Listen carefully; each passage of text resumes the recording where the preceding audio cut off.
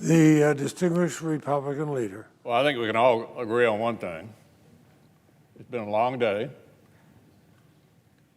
Almost everybody's had something to say. And the reason for that is this is an important day in the history of the Senate. It could be argued it's the most important day in the history of the Senate as an institution. This very day that we are just wrapping up is in all likelihood the most important day in the history of the Senate as an institution. This evening, fewer than 60 senators voted to advance a piece of legislation, so it didn't move forward. It's pretty common around here. Happens frequently. In fact, it happened less than a week ago, as we know, when our Democratic colleagues used the 60-vote threshold to block sanctions against Putin's pipeline. In 2020, the Democrats used the filibuster multiple times to delay the CARES Act, kill Senator Tim Scott's police reform bill, block bipartisan protections for unborn children. Senate minorities can apply the brakes to small majorities. Senate minorities can apply the brakes to small majorities. This institution makes major changes earn major buy-in. This institution requires that major changes receive major buy-in. For decades, Americans on all sides acknowledged this. Believe it or not, 15 years ago, several of us were here 15 years ago, there were 180 civil rights organizations, 180 civil rights organizations weighed in support of the filibuster. Because at that particular point, the filibuster was being used to stop judges appointed by Bush 43. So over 100 civil rights organizations wrote us a letter saying the filibuster is indispensable. It served their purpose at that particular time. For decades, literally decades, senators on both sides agreed. We've quoted each other back and forth here. Eloquent filibuster defenses from colleagues across the aisle when it benefited them to make those speeches. But colleagues, leaders' true colors are not revealed when long-term principles and short-term power line up together. That's easy. When what you're trying to achieve lines up with the tactics.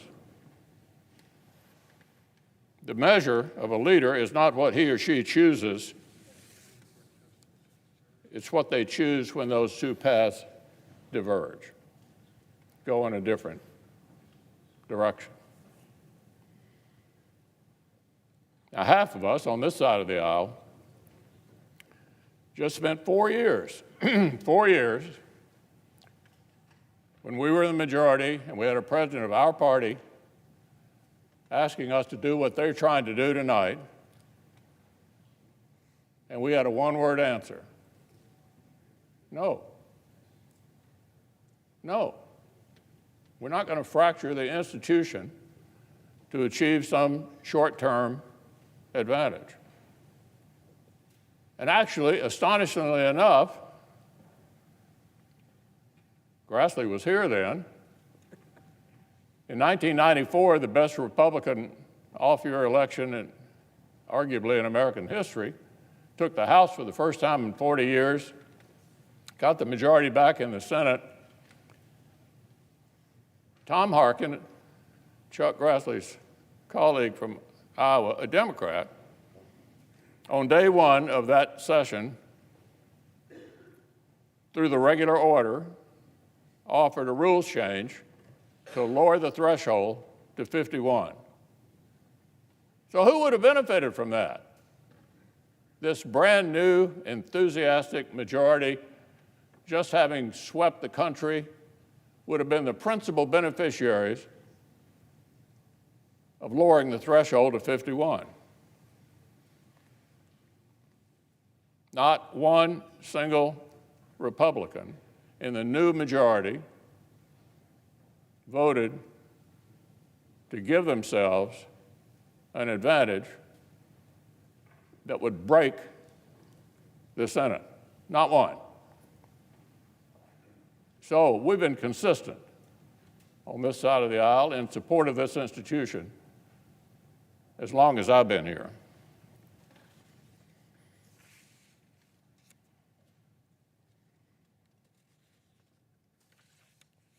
They face the same decision now.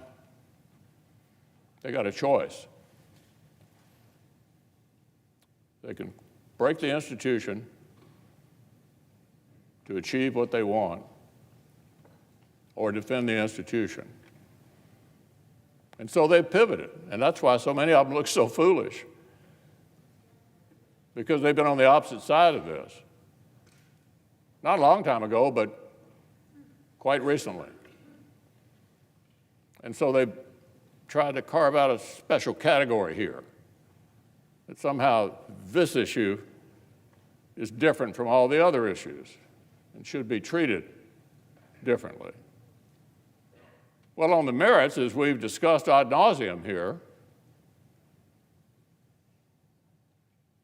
this is something they've been trying to do for a long time. The rationale for it has changed periodically, depending upon what seemed to make sense. But doll it up any way you choose to,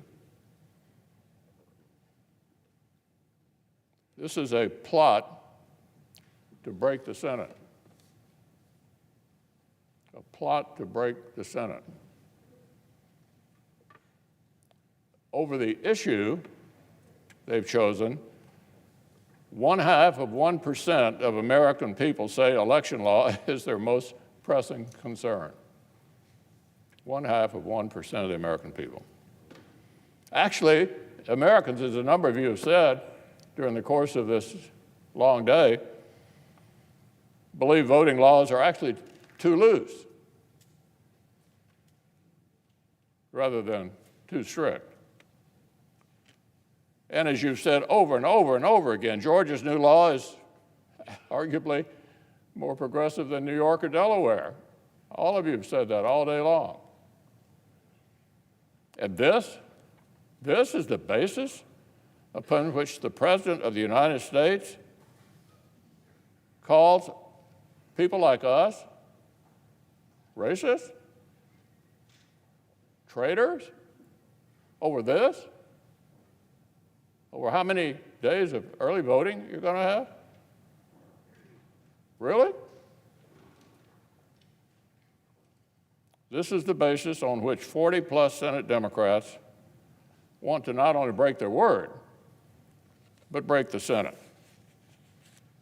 Now, the so-called talking filibuster proposal, smoke and mirrors, just smoke and mirrors. There's really only one question we're dealing with here, just one, not complicated. Will it take 60 votes to pass massive changes, or a simple majority to ram them through? That's what's at stake here, nothing else. Will slender majorities need to build coalitions across the aisle or not? Will huge chunks of federal law reverse themselves whenever gavels change hands? We've talked about this all day long. That's what this is about. But colleagues, something even more fundamental is at stake tonight. Everyone in this chamber knows that factional fires are burning hot all across our country. As I look around, I don't know if many of us have actually gathered in this chamber since January 6th of last year. We were all in here then. I stood up that day and I said self-government requires shared respect for basic ground rules. I said we couldn't keep drifting into two tribes and delegitimizing the few institutions we still share. Yes, the divisions run deep. Compromise is certainly challenging, but it would not serve a divided country if two factions take turns ruling over one another with an iron fist. Here is a solution for a divided country: thoughtful compromise everywhere we can agree. And when we can't agree, it just doesn't happen. The American people are closely divided. We're reflected here with a 50-50 Senate for the longest time in American history. There's not a mandate to fundamentally transform America into something it's never been. Not what the voters voted for. Got here a narrow majority trying to jam through one after another proposals to fundamentally turn us into something we've never been. Well, here's the good news.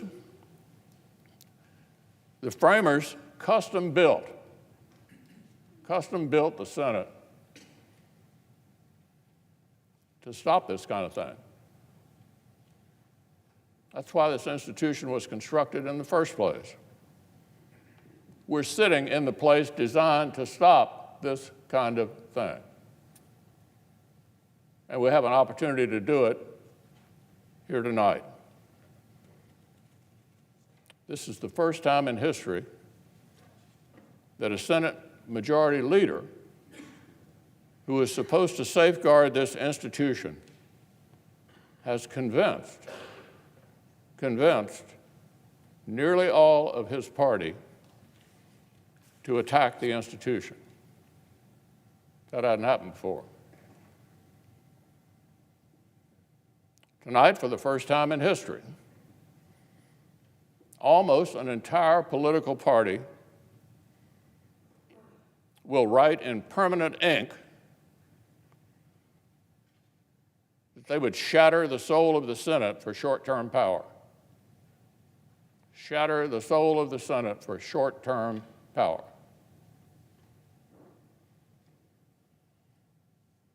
But a brave bipartisan majority of this body is about to stop them.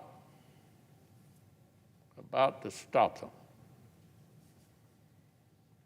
We'll stop the Democratic leader from silencing the voices of millions upon millions of Americans who have a right to be heard in this chamber, many of them represented by us who come from small states. They derisively look down on us as a flyover territory, a place nobody wants to stop. The Senate was designed to represent those people. Every state gets 2 senators. Some states have only 1 House member, but 2 senators. We're here to protect Middle America.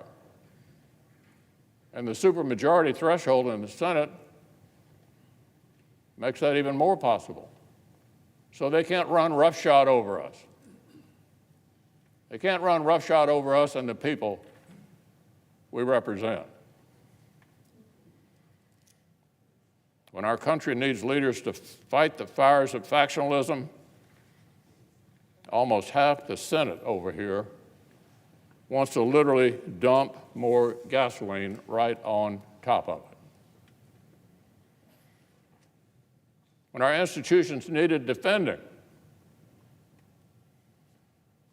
a sitting president and a majority leader have made smashing the Senate an unofficial part of their party's platform. The President of the United States and the majority leader of the Senate have made breaking the Senate a central part of their plan for America.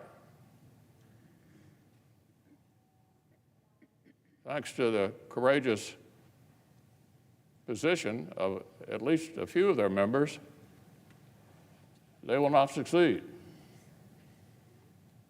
This country will be shielded from their radicalism tonight.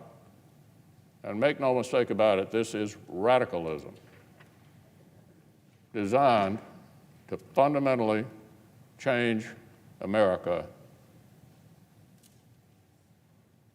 in every conceivable way to the disadvantage of virtually all of the constituents represented by people on this side of the aisle, and theirs as well, if they were willing to admit it.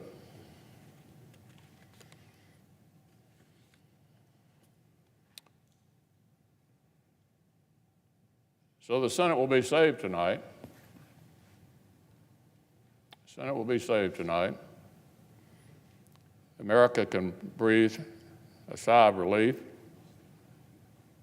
This radicalism will have been stopped, and it's a good day for America. I yield the floor.